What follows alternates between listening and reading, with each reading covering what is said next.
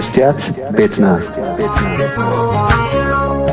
سلام كما يتوعلو كبرات تخطاتلتنا ኤርትራ ሃገር ኮይና ካብ እትቀውም ንድሓር ምስ ጎረቤታ ኢትዮጵያ ዘሎ ዶባት ኣብ ውሽጢ 35 ዓመታት ንኸባቢ 7 ዓመታት ጥራሕ እዩ ተኸፊቱ ነይሩ።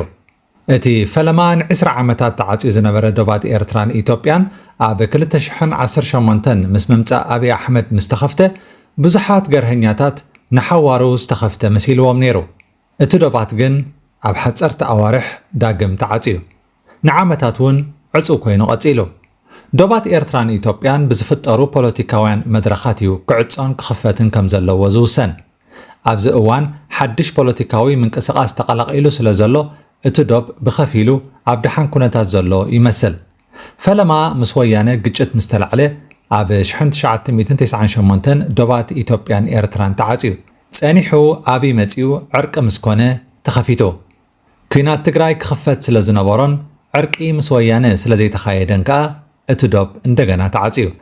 ምስ አብይ ዝነበረ ፍቕሪ ምስ ተወድአን ብስም ጽምዶ ሓድሽ ምሕዝነት ምስ ወያነ ምስ ተጀመረን ድማ እንሆ እቲ ዶብ ብስም ርክብ ህዝቢ ምስ ህዝቢ ከም እንደገና ከም ዝተኸፍተ ይሕበረና ኣሎ። መስኪናይ ህዝቢ በብ መድረኻቱ ስምዒቱ ክመቐቐል ተፈሪዱ። ተጻላእ ክብልዎን ከለዉ ይጻላእ፣ ተዓረቕ ክብልዎን ከለዉ ሓደ ህዝቢ ኢና እናበለ ከበሮ ሒዙ ይዘልል። እዚ ናይ ሕጂ ዝካየድ ዘሎ ናይ ዶብ ፖለቲካ ከዓ ብስም ጽምዶ ዝተሓስበ ዕላማ ክሳብ ዝሳለጥ እምበር ንሓዋሩ ዝቕጽል ኣይኮነን። ምኽንያቱ ብናይ ክልተ ናይ ፖለቲካ ሓይልታት ዝውሰን ውሳነ እምበር ብስምምዓት ውዕላትን ሰነዳትን ዝተደገፈ ነገር ስለ ዘይኮነ ጽባሕ ከም ገለ እዛ ሕጂ ዘላ ናይ ምቅርራብ መንፈስ እንተተቐይራ ዶብ ክዕጾ ካልኢት ኣይወስደሉን እዩ። ናይ ጽምዶ መድረኽ ከዓ ወቕታዊ ስለ ዝኾነ ሓደ መዓልቲ ክሓልፍ እዩ። ናይ ጽምዶ ፖለቲካ ካብ ናይ ምድማር ፖለቲካ ኣይዓብን። ፖለቲካ ተደመሮ ንዶባት ጥራሕ ዘይኮነ መስመራት መንገዲ ኣየር ኢትዮጵያ ካብ ኣስመራ ናብ ኣዲስ ኣበባ ናይ ስልኪ መስመራትን ካልእን ከይተረፈ እዩ ስራሕ ከም ዝጅምር ገይሩ። ናይ ብሓቂ ከዓ ህዝቢ ምስ ህዝቢ ናይ ምርኻብ ዕድል ፈጢሩ ነይሩ። እዚ ናይ ጽምዶ ምንቅስቓስ ምናልባት ነቶም ኣብ ዶባት ዘለዉ ኣራኺብዎም ክኸውን ይኽእል እዩ። ንመላእ ህዝብታት ኢትዮጵያን ኤርትራን ከራኽቦም ግን ብቕዓት የብሎን። ወያንን ህዝባዊ ግንባርን ተሻሪኾም አንጻር ደርግ ተቃሊሶም ምስ ተዓወቱ ክሳብ ዝጻልኡ ዶብ ተኸፊቱ ነይሩ። ጸኒሖም ምስ ተቓራሓኑ ተዓጽዩ። ብልጽግናን ህግደፍን ምስ ተመሓዘው እቲ ዶብ ተኸፊቱ። ወያነ ናይ ምጥፋእ ዘመተ ምስ ተጀመረ ግን ንኹናት ክጥዕመሎም ነቲ ዶብ ከም ዝዕጾ ገይሮም። ሎሚ ህግደፍን ብልጽግናን ምስ ተረሓሓቑ ብስም ጽምዶ ወያንን ህግደፍን ብሓባር ንብልጽግና ንምዕላው ዶብ ከፊቶም ኣለዉ። ስለዚ እቲ ዶባት ንፖለቲካዊ ዕላማታት እዩ ዝኽፈት። ህዝቢ ምስ ህዝቢ ዝበሃል ነገር ድራማ እዩ። ህግደፍ ዕላማኣ ምስ ወቃዓት ህዝብና ምስ ህዝብኹም ዘራኸብ የብሉን ክትብሎም ምዃና ዘጠራጥር ኣይኮነን። ህዝቢ ምስ ህዝቢ ዝብል ድራማ ናይ ፖለቲከኛታት ሸፈጥ እዩ። እቲ ዶባት ናይ ብሓቂ ንቁጠባዊ ዕቤትን ንምሕዝነት ህዝብታትን ተባሂሉ እንተተኸፊቱ ንኹሉ ዘርብሕ ነገር እዩ። ኣብ መንጎ ትግራይን ኤርትራን ጥራሕ ዘይኮነ ኣብ መንጎ ኢትዮጵያን ኤርትራን ክኸውን እንከሎ ከዓ ዝያዳ ኣድማዒ ይኸውን። ብዝፍጠር ንግዳውን ባህላውን ንጥፈታት ብዙሓት ጽላታት ማዕበዩ፣ ናብራውን ማሓሰረ። እዚ ግን ንፖለቲከኛታት ዘርብሕ ኣይኮነን። ህዝቢ እንተተለዊጡ ካብ ኩናት ናብ ልምዓት እንተተሰጋጊሩ ስልጣኖም ክነቓነቕ እዩ። ስለዚ ከጣፍኡና ኣለዎም። ትማሊ ህዝቢ ትግራይ ሓውና እዩ ክንብል እንከለና ሃገራውያን ኣይኮንኩምን ነዞም ፈሓርቲ መቓብር ስዋኣትናን ደመኛታትናን ከመይ ጌርኩም ኣሕዋትና ትብልዎም ዘራኽብ የብልናን። ናይ ተጋሩ ትግርኛ ኻሊእ እዩ፣ ቋንቋና ኸማን ከምቲ ዝበሃል ሓደ ኣይኮነን እናበሉ ከቢድ ጽልኢ ይሰብኩ ነይሮም። እዞም ሎሚ ንትግራይ ዝተንከፈ ወይልኡ እናበሉ ካብ ህግደፍ ስራሕ ተቐቢሎም ብመጋውሒ ድምፂ ዓዊሎም ዝዛረቡ ዘለዉ ናይ ፕሮፓጋንዳ ልኡኻት ትማሊ እቲ ሰብ ክጸልኡሉ ዘለዎም ናይ ሓንጎሎም ክፍሊ ንወያነ ምስ ኣቐመጡሉ ብልኬት ተዓጽዮም ነቲ መፍትሕ ከይርከብ ኣብ ባሕሪ ከም ዘጠሓልዎ ዘዕልሉና ዝነበሩ እዮም። ሎሚ ናብ ባሕሪ ጠሊቖም መፍትሕ ረኺቦም ሓንጎሎም ከፊቶም ናይ ወያነ ጽልኢ ወፂሎም ከም ዘሎ ብተግባራቶምን ብምንቅስቓሳቶምን ንሪኦም ኣለና።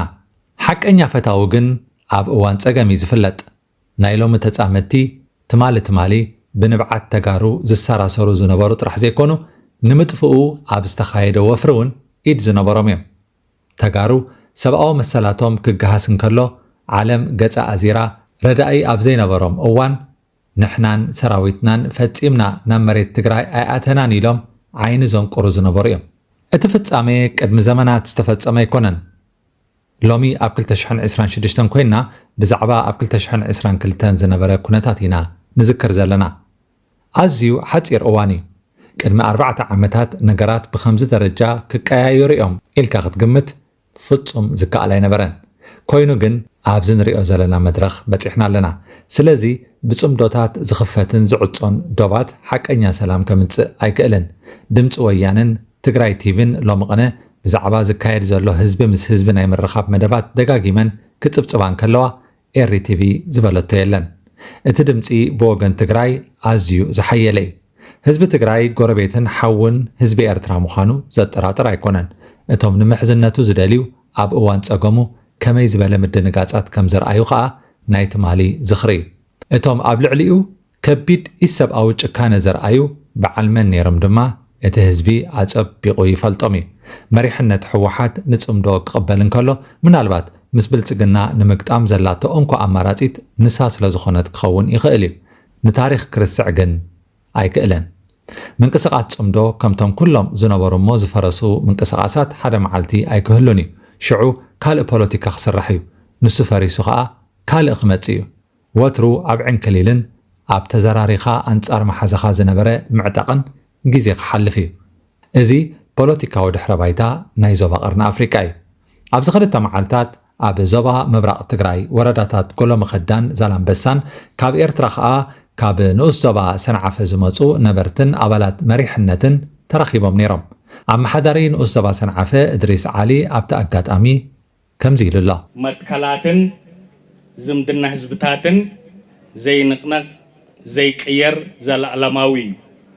እዚ ድማ ምልክት ናቱ እዩ።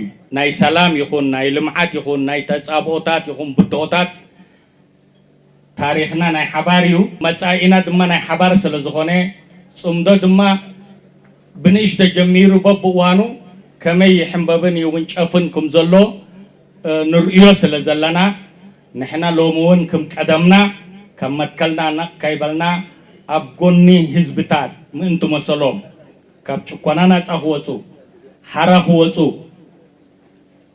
ሎሚ እውን ምእንቲ ሰላምን ምእንቲ መትከልን ዝውፈን ህዝብን መንግስትን ከም ዘለናን ኣብ ጎንኹም ከም ዘለናን ደጋጊመ ከረጋግፀልኩም ይደሊ።